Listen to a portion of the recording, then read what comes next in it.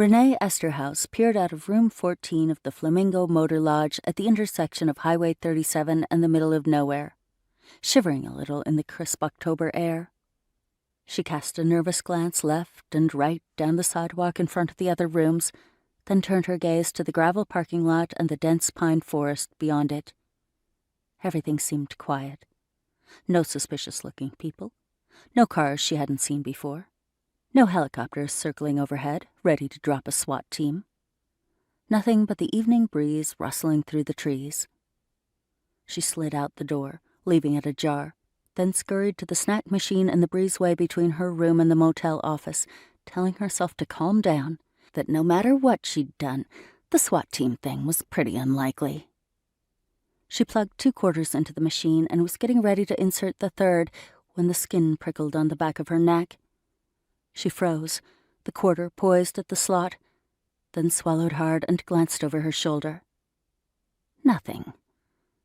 She let out the breath she'd been holding. Her imagination was getting the better of her. If only her old Toyota hadn't chosen the worst possible moment of her life to fall apart, she wouldn't be stuck overnight in this ratty little motel, swearing that someone was looking over her shoulder. She prayed that the mechanic at the mobile station down the street would keep his promise and have a new fuel pump installed first thing in the morning.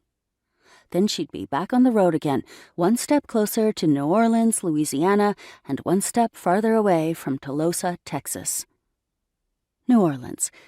She didn't know why she'd chosen that city, except that it had a lot of restaurants so she could easily get a job, and the dark mystery that surrounded it meant she could probably lose one identity and pick up another. Of course, she had no idea how a person went about becoming someone else, but she couldn't think about that now. She'd get her car, get on the road, and figure out the rest later. She shoved the quarter in, pushed a button, and her dinner fell to the bottom of the machine. A package of peanut butter crackers. She leaned over and plucked it out of the slot. As she stood up again, an arm snaked around her waist and something cold and hard jabbed against the underside of her jaw.